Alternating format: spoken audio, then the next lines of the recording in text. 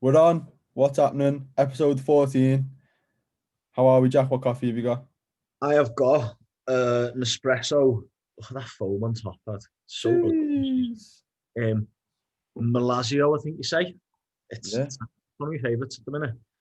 I'm I'm about 200 capsules into that 300 capsules I got free with the machine. So yeah, I'll be some more soon. Fuck.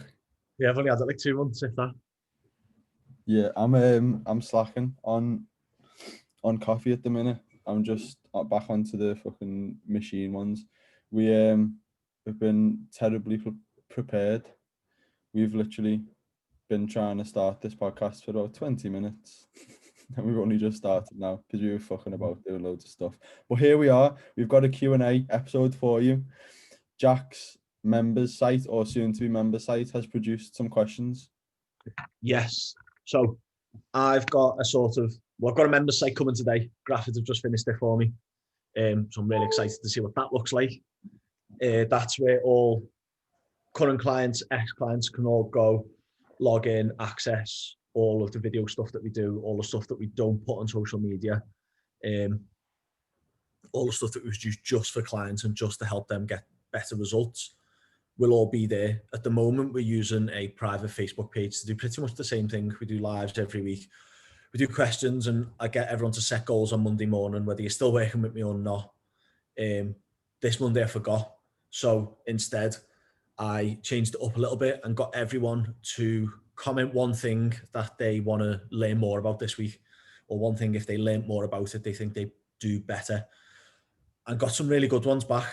So we're going to go through a couple of those today. Let's do it, and we're going to try and keep it under half an hour. So you're not listening to us chat shit for too long, you get bored of our voices. What is So the first question, lad? this one is from Tom, and it's how do I manage cravings, which links nicely into what we spoke about last week. It does. We were talking about emotional eating last week on last week's episode, so if you haven't heard that, go and listen to that if you feel it might help you. But we were speaking about just like being self-aware and understanding the habits that you fall into. I think part of managing cravings is just firstly being a bit of an adult about it. Like obviously everyone gets cravings and sometimes you've just got to be a little bit disciplined, keeping your end goal in mind at all times and just making sure that you are actually doing yourself justice and not just being a little bit of a muppet and just giving in. But Yeah. there's also lots of things that we can be doing to make sure that you're making that as easy as possible for yourself. And I think the biggest one for me and working with my clients is environment. So fixing your environment, especially in the kitchen. If you are always opening the cupboards and seeing loads of high calorie foods that you love and you consistently are getting caught out, and so if you open a cupboard and see loads of biscuits and you fucking love biscuits, we spoke about this so many times on a podcast, you're gonna nail them. Like you said yesterday, if you're a smoker and there's cigarettes just sat on the side and you're trying to quit, it's not gonna fucking happen, is it? It's the same thing with food. You need to make sure that your kitchen environment is conducive to your goals. So if you're trying to create a calorie deficit and you've got loads of high calorie foods that you love around you, it probably needs to be fixed. So a perfect example, something I actually implemented with one of my one-to-one clients yesterday. He got caught out by the Cocoa Pops and just nailed a big bowl of them. And I was like, right, well, tell me exactly what the fuck's in your Cocoa Pops cupboard. Like, what else is in that cupboard? And he was like, just the other cereals. And so I was like, obviously part of his plan. I asked him to eat cereal around the workout window. So I said to him, right, choose your cereal and take it out the cupboard and put it in the cupboard with your protein and your supplements. And he was like, sound, he'd done it. And little things like that mean that now he's not going to open the cereal cupboard and nail Cocoa Pops when he's obviously I encourage people to eat Cocoa Pops around the workout window, but when it's a fucking Sunday lunchtime and you're not training, Cocoa Pops are not good for you. So it's just little things like that, being clever with the environment. I think support from the family is a big one as well. Yeah, massively. I think that's something I've spoke about with often like younger clients, and then couples as well. Is that if you're only training one half of a couple, or you are training a young lad, young girl who's living at home with their family, say for example they're quite overweight and their family are as well. They're big eaters. They love food. There's lots of food in the house. Mum and dad cook all the time. If you don't have that conversation with the people in your house of, look, these are the changes I'm trying to make. This is the stuff I'm trying to achieve. This is what I want. I need your help. Mm. Then they're not going to understand. Like, where I'm definitely from a generation of overeating just because you were told if you don't eat all your tea, you're not getting a dessert. Yeah, Little things like that is yeah, just something that a parent will do because they don't want to see you go hungry. They don't want to see food go to waste, and it could just through habit be actually letting you down yeah. Do because that is ingrained into you. So having that conversation with the people at home you know is massive. Maya? Yeah, Did you see a story last night? She was rummaging through the bin to find the nutrition information on her dinner. Like that, in my anecdotal experience, just little things like that with your family. If they're making dinner, make sure they keep the fucking nutritional information, stuff like that. But the support, having a conversation, that can only happen if the people around you are aware of your goals and are there to support you. yeah. I think that's a big one. That actually, like, one of the biggest things I think when you initially start working with someone, it's like, how do I track if my mum's made me tea, or how do I track if someone else has cooked it? If you've had that conversation with them and they know, right, okay, well, Jack needs this tonight Mm, to scan it. I'll just keep the box. I'll just put exactly. it in a bag or something at the side.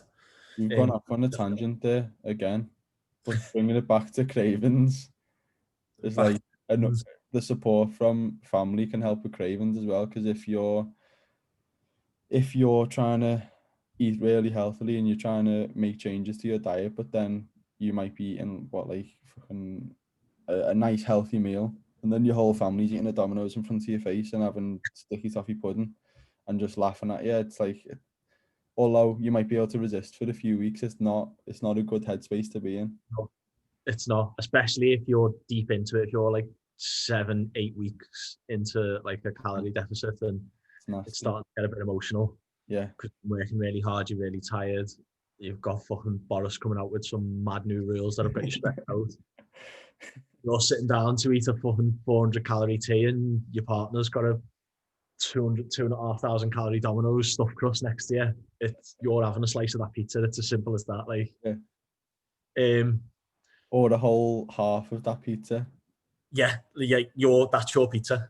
Yeah. Like, that's Fucking not hell, Daddy. that's not his or her pizza. That's your pizza. So Uh, dealing with cravings, you need to fix your environment, and that includes both physical things, like don't have high calorie foods in front of your face that you want to eat.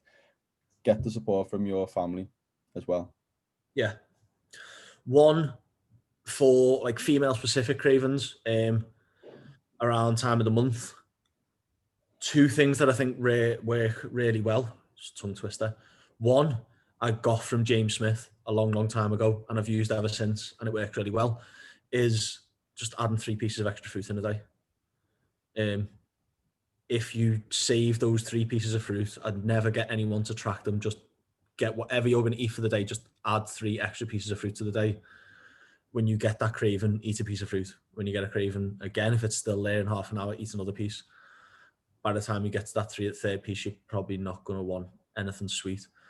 Yeah. And then I'll just up calories as well around um, around menstruation Mm.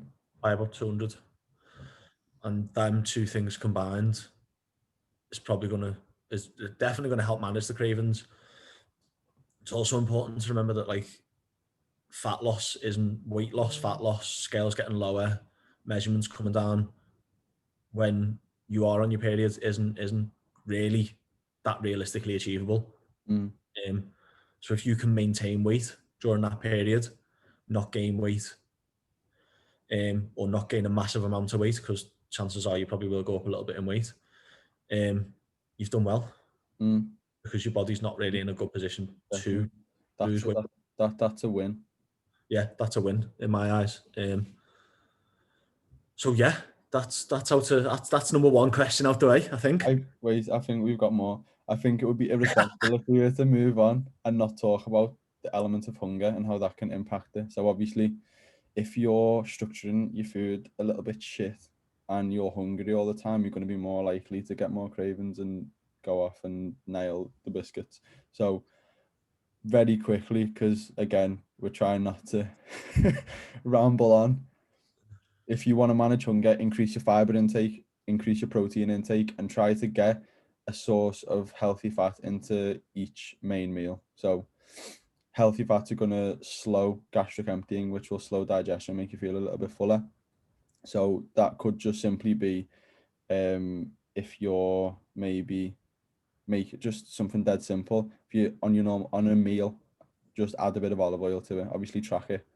Add a bit of olive oil to it. Maybe just have a handful of nuts with whatever you're eating, just to slow the gastric emptying. The fiber, similar sort of thing. It's just going to slow digestion down, make you feel a lot fuller. There's obviously loads and loads of benefits from fiber as well, which we're not going to get into. But fiber will help satiate you, and of course, protein again is one of the most satiating macronutrients. So it will just fill you up a lot. So make sure you're getting adequate protein throughout the day, evenly distributed. Same with fiber, and make sure you're getting a decent amount of fat into each meal.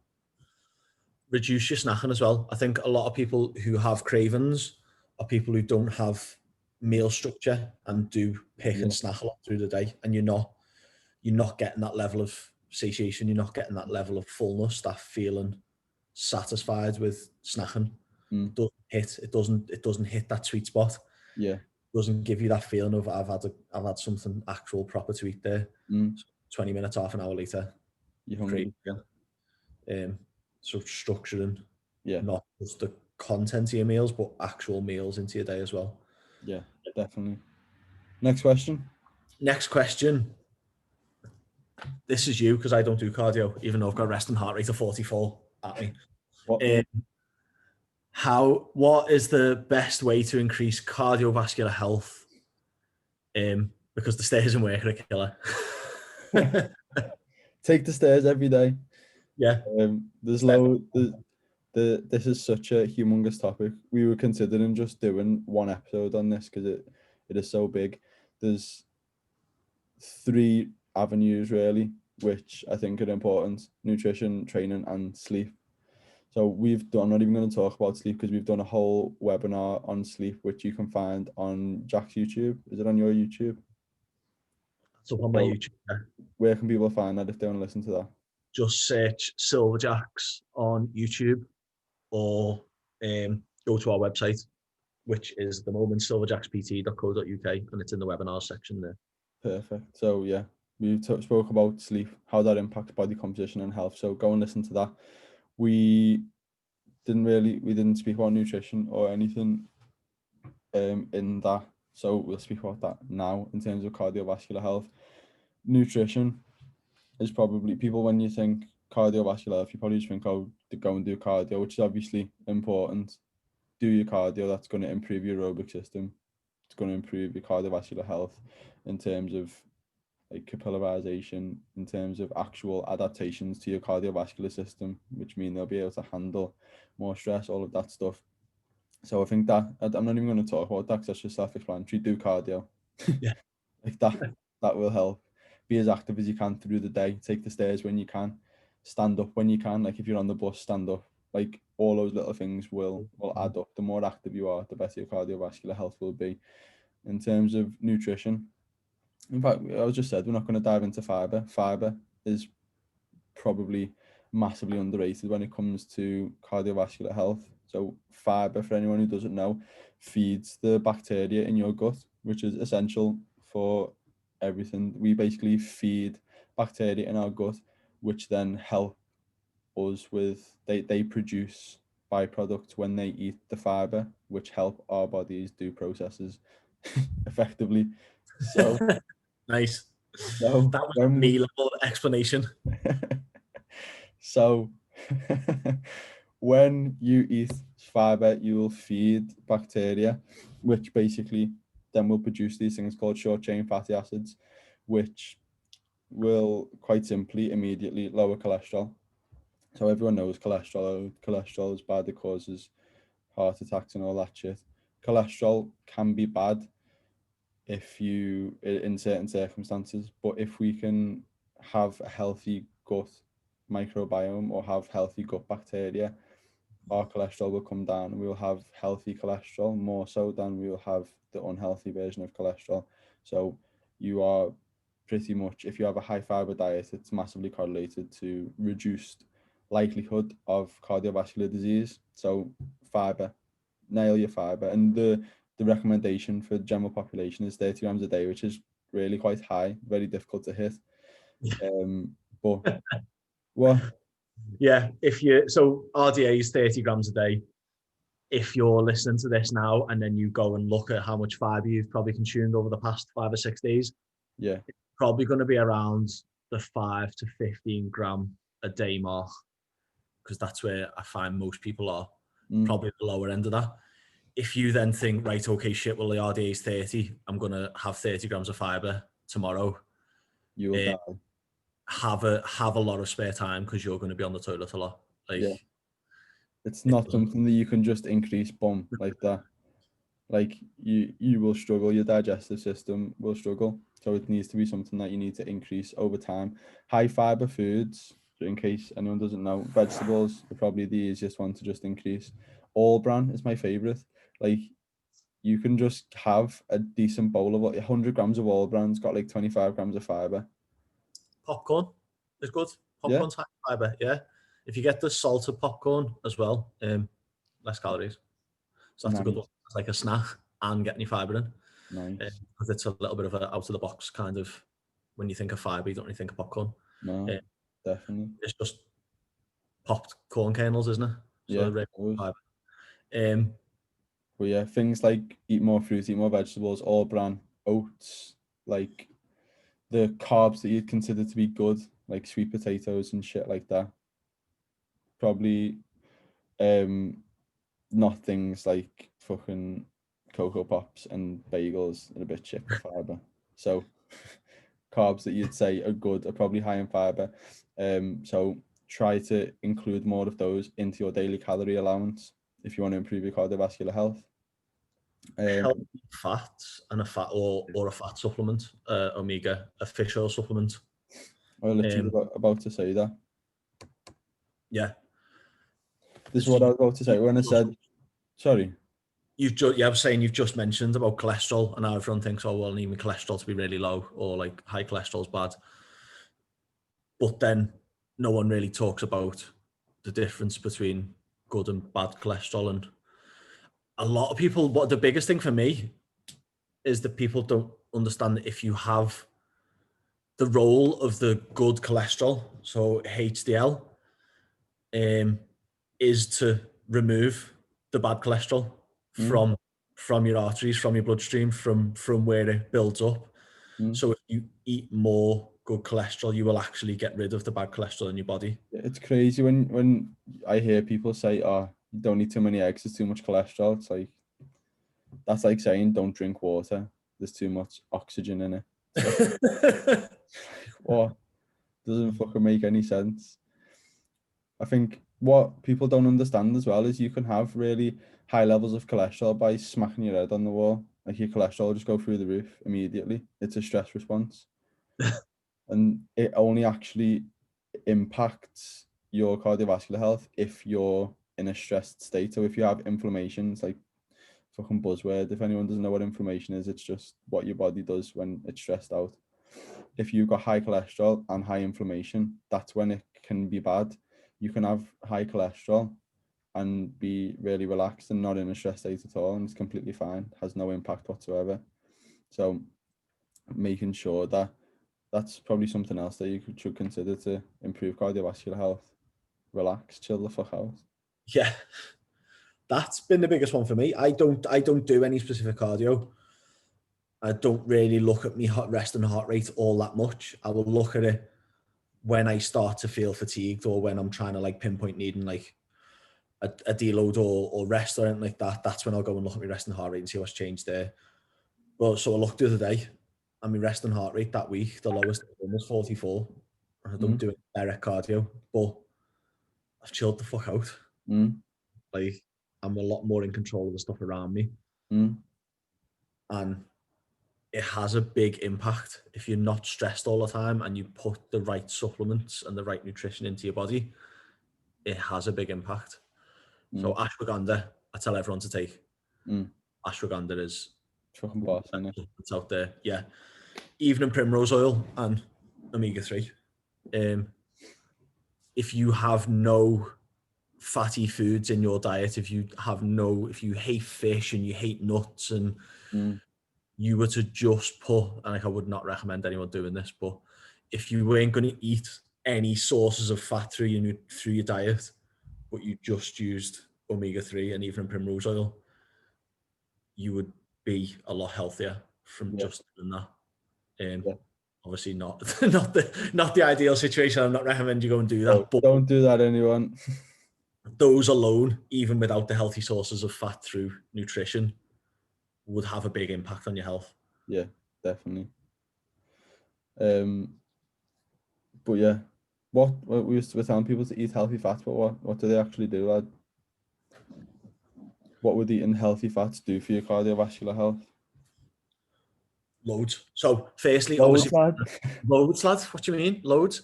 So one of the biggest things is it's going to change the level. So your cholesterol split into two, LDL and HDL. You want more HDL cholesterol than you do LDL cholesterol. High density lipoproteins. Yes, lad. Yes. And LDL, low density lipoproteins. So the low density ones are the ones that get clogged when you hear about arteries getting clogged and like fat buildup, cholesterol buildup in the bloodstream. That's the LDL. Having higher proportions of HDL fats, HDL cholesterol in your diet and in your body breaks down that LDL, reducing your LDL levels even more. You're going to have better blood flow, better heart health. Your stress response, when you do have stress responses, isn't going to be as bad because the cholesterol levels are in the right proportions, having more HDL than LDL. If you've got excessive LDL and low HDL, and then you go into a stressful situation, you get inflammation, that's when you're going to have more severe issues. Whereas if they're the other way around, you've only got to deal with the stressful situation, the stressful response from everything else. Exactly. And if you're actually consuming a diet that's relatively adequate, not relatively high, just adequate in good healthy fats, it's actually going to have an anti-inflammatory response. So going back to that, if you can reduce inflammation, even if you did have your cholesterol was a bit out of whack for whatever reason, if you were to start eating these good healthy fats, it would actually reduce your inflammatory response, so it wouldn't have as big of an impact upon your health. So what sources of fat do people actually need to eat? There's no point in starting to chat about the names of the fats because probably no one gives a fuck. Eat eggs, eat olive oil, olives, avocados, nuts, dark chocolate, like a salmon. I always forget about salmon because I'm allergic to fish, but salmon is a great one. Tuna, yeah. Loads of fish that you can't eat that I remember because he doesn't touch it. Oily fish, all the fish that stinks. If you think if you were gonna put a fish in a microwave and cook it and it was gonna stink, eat that. Yeah. Yeah. Do you know what, lad? Idiots again. Probably the biggest one, which we just didn't even think about, is calorie control. Yeah. With nutrition, hit your fiber, increase your good fat intake, but controlling your calories is probably even a fucking bigger one. If we look at the science, all of the science which is pretty much all of the science which is accepted that's talking about obesity and mortality or being overweight. It just shows that, going back to it again, inflammation and high cholesterol, if we're talking about cardiovascular health, the more obese or overweight you are, or the higher level of body fat you have. I say overweight. Overweight's not really, it's more obese in terms of body fat levels.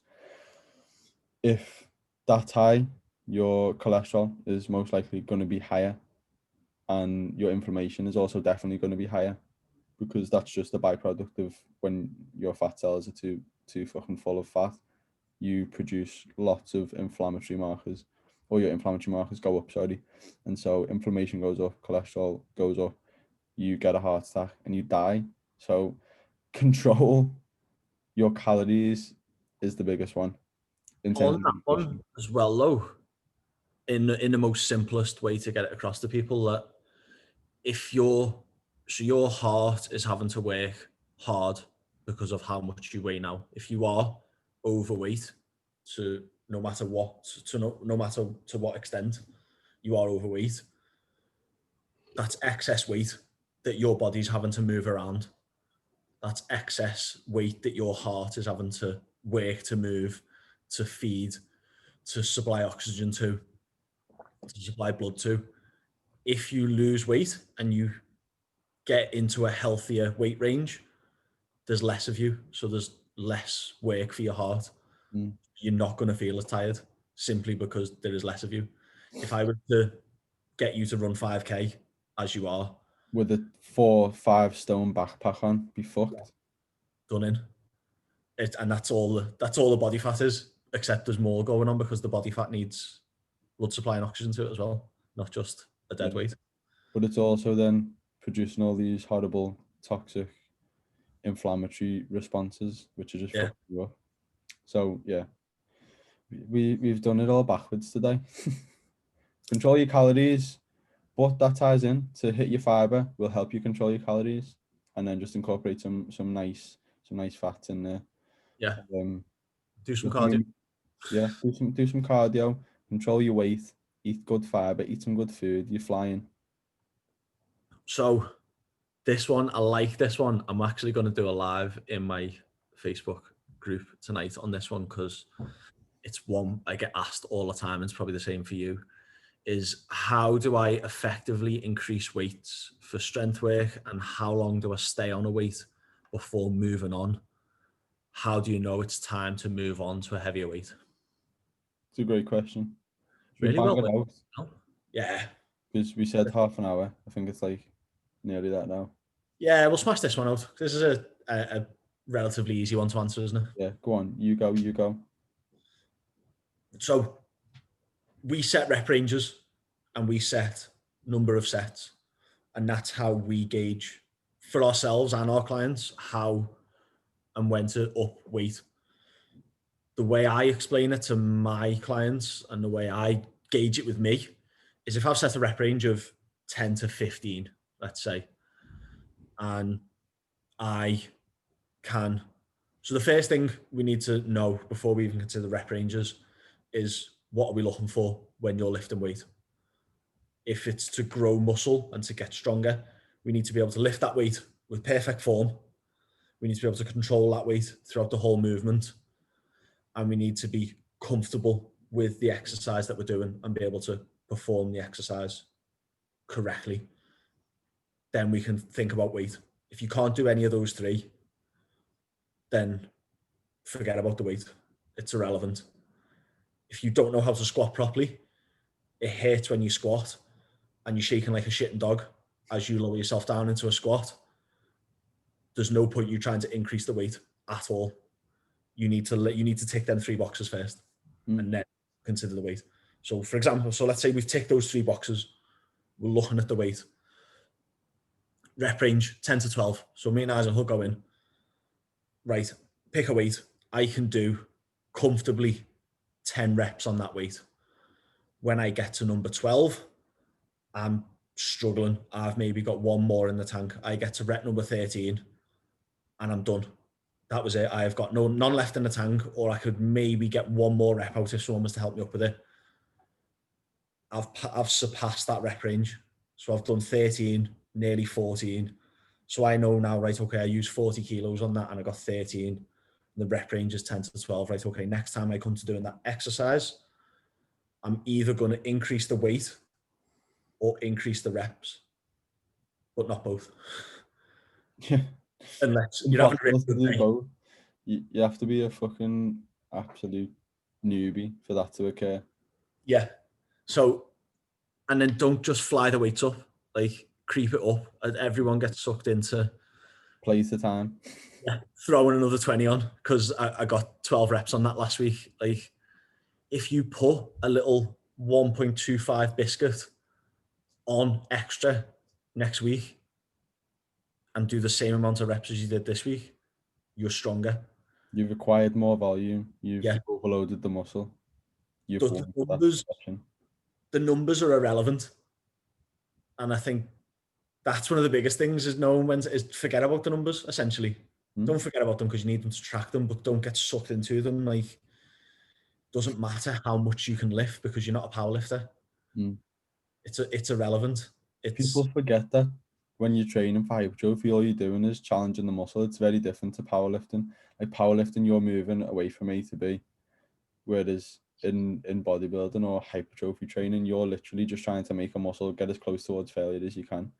So it's really irrelevant. You could, like we said, remember the hack squat set or the leg press set when you were like, oh, it's too light that. And yeah, remember the time when lad, I could make you fail with like one plate if I wanted yeah. to. So for that, if we take weight out of the equation, so rather than picking a new weight next week, so you've done 12 reps on 40 kilos on whatever exercise it is this week. If you keep the weight the same next week, but you do 14 reps or 15 reps, and you only ever increased the reps on that exercise, you would still get the same effect. Probably just be a lot harder down the line because you're going to end up doing 40, 50 reps. Yeah, oh mate. Our Greater. new program that we made yesterday. Did you do the leg extension? No, The no, 20 it's to all 25 on the leg extension, mate, brutal. horrendous. Like going to failure on a 10 to 15 is so different than going to failure on a 25 rep set. It's like it hurts so much more. So that's when we're trying to accumulate more volume in a given rep range. It's like working the rep range when you get to the upper limit of it, increase the weight so you fall back down to the bottom of it, start increasing the weight again, or Yeah, start increasing the reps again, and then increase the weight when you get to the upper limit. I think it's simple. It's just understanding that all you're trying to do each time is overload the muscle, and it's either weight or reps that you do that with. yeah. And not every week you're going to beat it. Yeah. Like, you're not, because your body's, unless you're taking loads and loads of steroids, you're not going to get stronger week after week after week. Adding 30 kilos to your RDL. Yeah, it's just not going to happen because your body just doesn't work that way. But that's the benchmark. If you go into a session and you know you feel like crap, you didn't sleep well last night, you've missed a meal today, you've had a really stressful day in work, but you look at your session and the last time you've done that session was probably the best you felt in months, you're not going to beat it. Mm, Know that and get as close to what you did last time and don't beat yourself up about it. Pull the weight back because it's not about the weight or the number of reps. It's about taking your body to the point where it can't move that weight anymore. mm, Not the amount of weight. If you're having a shit day, you're stressed, you're tired, you're knackered, you're not going to perform at your best in the gym. But if you lift lighter, but you still take your muscles to the point where they can't do any more reps, you've done all you can do in that session. mm. I think that I agree with that. But I'd like to add a note to it. Anyone listening who is going into the gym feeling a bit tired, don't just listen to that and go, oh, feel a bit tired. I'm gonna pull off 10 kilos and No, just go. no. Like, do your warm-up sets, feel what the weight actually feels like. You might be stronger, you might just feel like shit. Like Yeah, yesterday, I felt like absolute shit. I'd never trained at, so I haven't trained. I trained at like 7:30 last night, which is like never when I train. I was knackered. I was just felt like absolute dog shit. And then I beat my RDL from last week, but I felt so shit coming into the session. See, So I was, sorry to cut it off there. I was the opposite way around. And this is, again, why you're exactly right. Like, you need to do those feeler sets. You need to feel where you're at today in terms of how strong you are. I went in, felt boss, trained the right time of day, went in about 11 o'clock, was like, this is when I train. I'd had 2 meals in before I trained. I had me intra carbs there, good to go, pre-workout time nicely, done plenty of warm-up. Went, put 4 plates on the RDL, which I got 2 shaky reps on last week. yeah. But like 3 days after doing a RDL before, so I was fatigued. I managed to get 3. Put it on yesterday and was like, right, gonna smash this week. Can't wait. Picked it out the rack, maybe moved about a quarter of an inch, and just instantly knew that that was only going down. It was not coming back up. Yeah. But if I hadn't have done that set, I wouldn't have known. Yeah. You need to. Exactly. It's all about gauging it. So going back to the question, like you, well, Don't be a pussy. yeah, don't be a fucking muppet, lad. Like, listen to your body, of course, but you've also got to have an element of understanding, again, self-awareness, that you're probably going to be a little bit easy on yourself. Yeah. But going back to the question, knowing when to increase the weight. If your coach is giving you a rep range, work in the rep range, select a weight that's appropriate to make you fail in that rep range, and then progress the reps until you get to the upper limit of that rep range. Then increase the weight till you fall back to the lower end of it, and then begin increasing reps again. So every single week, you're just trying to overload the muscle, either through reps or through weight. But that being said, it's all about gauging how you feel on the day. So you might have last week got 10 reps for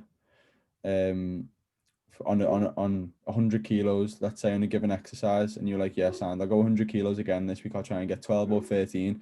But you might pick up that 100 kilos this week, and it feels like fucking nothing, and it's just dead light. And you go for that, you do 2 reps, and you're like, that didn't feel like anything, and then you bang it up to 120, and you might get 14 because everything's gone perfect. Your sleep's been good, your stress has been really low, your meals have gone perfectly, you've had loads of caffeine, like all different things can go into it, which will impact what you can actually do on the day. So logging your training is really important, but gauging how you feel on the day as well is huge.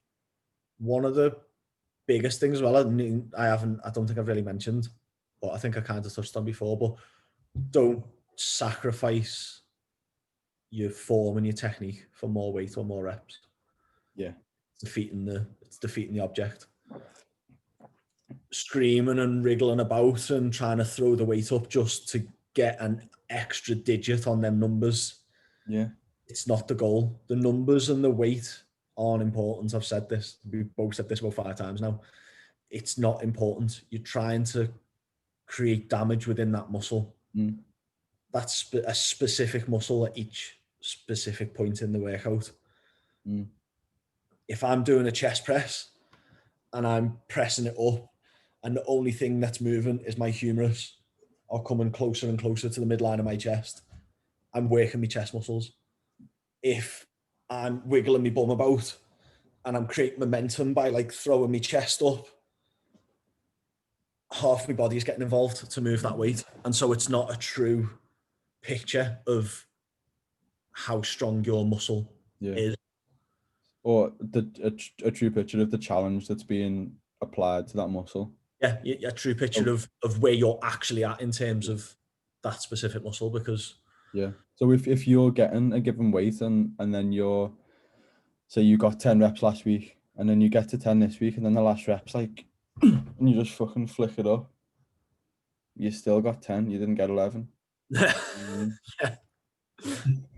It's like, that doesn't count, lad. If I said to you, it's like saying, if I said to you, I want you to stand completely still and throw a tennis ball as far as you can. Nothing's allowed to move. Your feet aren't allowed to move off the spot. And you're going to throw the tennis ball. And then I'm going to try and beat you, but I get to run up and throw the ball. Yeah.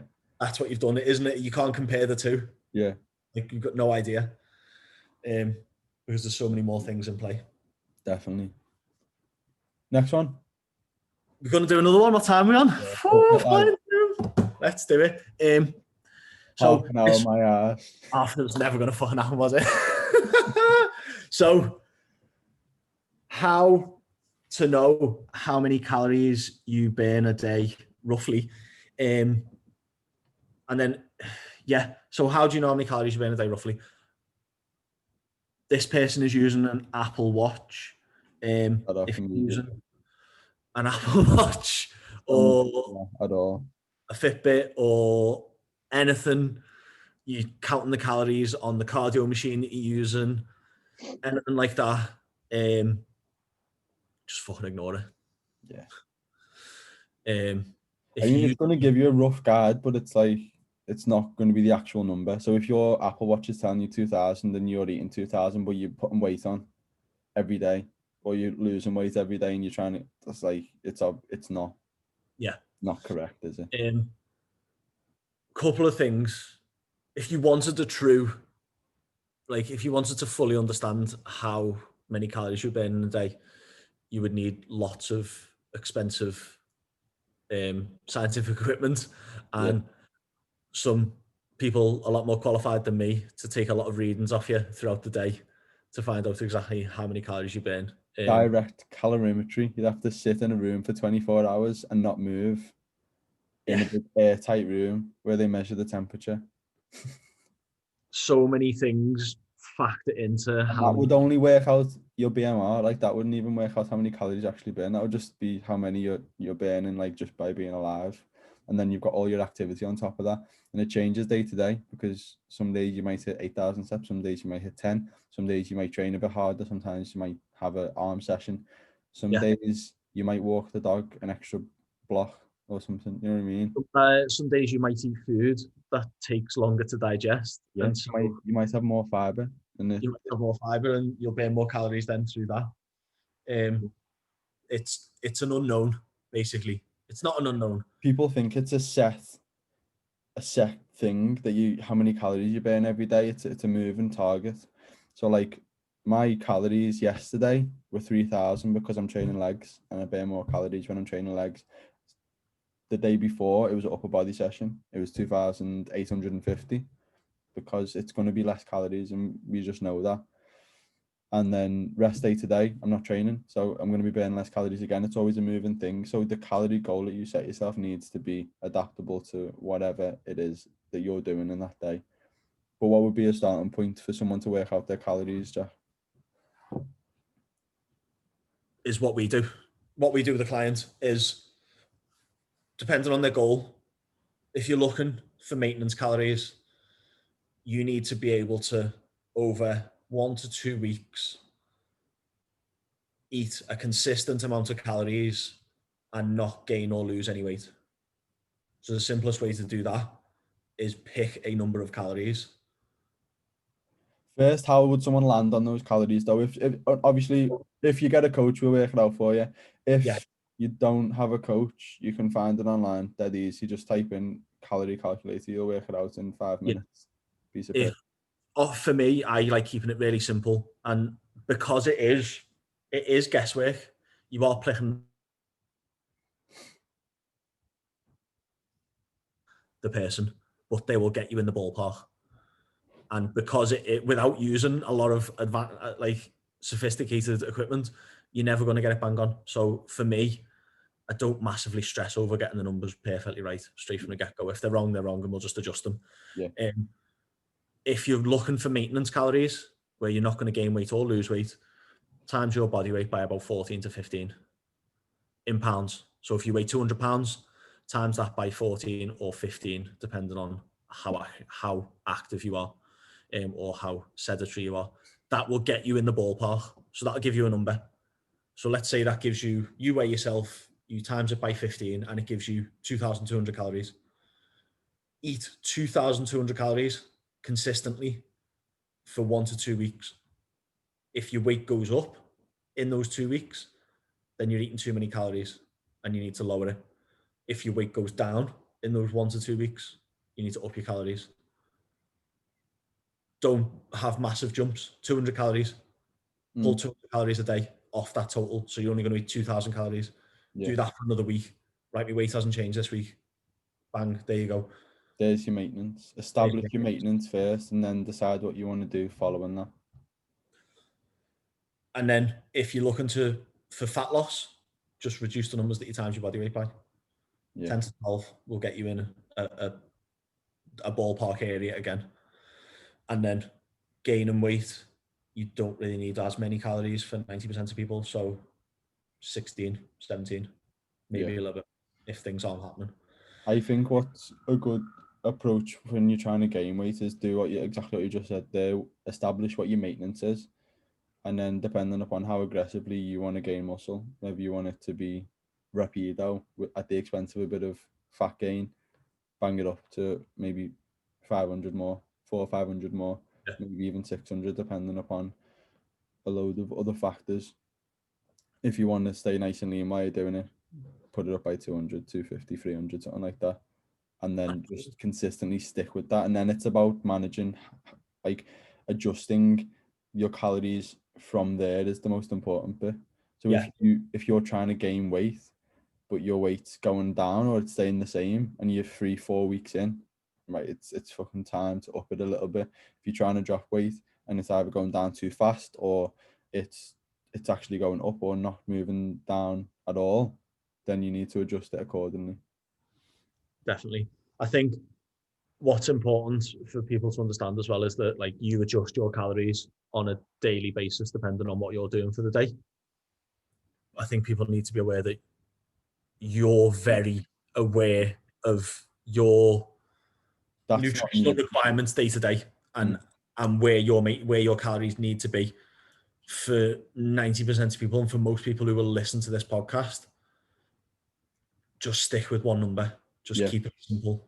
Exactly. And don't change it day to day. If you've had a really busy day and then the next day you're really sedentary, keep it the same. Like to give a gauge of what happens across a week, not what happens day to day. Otherwise, your head's going to be spinning trying to make changes all the time. Yeah, your head will fall off, and we don't want that. Well, just keep it nice and simple. Keep it simple, lad. Until you get to the point where you've got a good enough understanding where you can start adjusting it day to day. Like yesterday, I hit a few less steps than I normally would.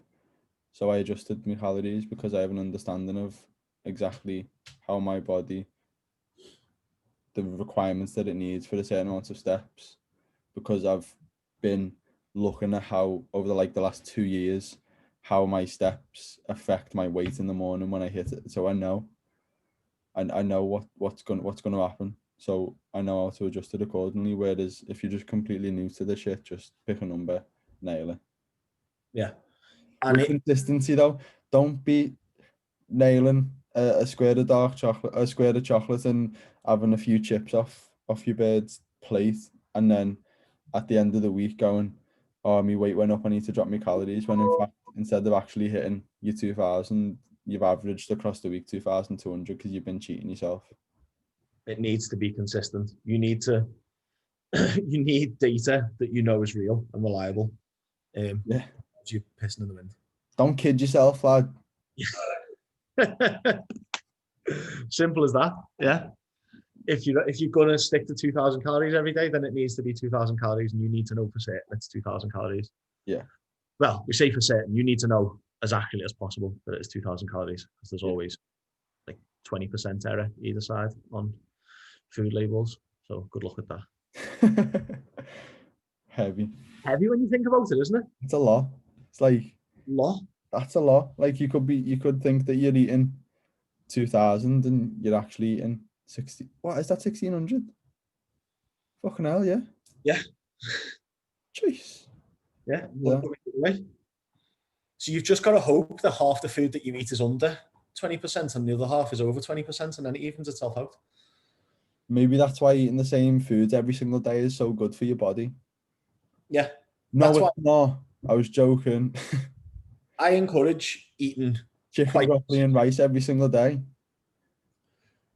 I encourage eating quite consistently, though. Yeah, definitely. No, yeah, I agree. but not chicken, broccoli, and rice for every No. single meal. No, just because you know the calories of the chicken and broccoli, like, come on, fuck off. Like, no. That's But if you, a surefire way to develop micronutrient deficiencies. yeah, keep nutrient dense foods in your diet, but keep your list as controllable as possible. They're not the same foods every day, but Yeah. if you've got the same 4 or 5 go-to carbs and the same Yeah. 4 or 5 protein sources, and you're using roughly the same quantities of them all the time, then Yeah. you're going to have a far better understanding of how to make adjustments. If every single day you're eating something completely different than you would eat any other day of the week, and you're trying to track those calories and trying to adjust those calories, you're a fucking nightmare. Yeah. They'll be up the wall. Any other questions? No, that's it. We've rounded them off. That was good, that. Yes. Don't know, at least 40 minutes, I reckon that was. That's not too bad, that's all right, that's all right. Fucking flying. Right. Thank you, everyone, for listening. We will see you next time in episode 15. If you have any questions that you would like us to cover in the next episode, drop us a message. You know where to find us. Yes. Or just go and employ Jack and then get access to his member site, and then you can just ask him anything you want at any point. Or just hire me, and I'll just answer any of your questions whenever you message me. So you can do that as well. Thanks for listening. Nice one. See you later.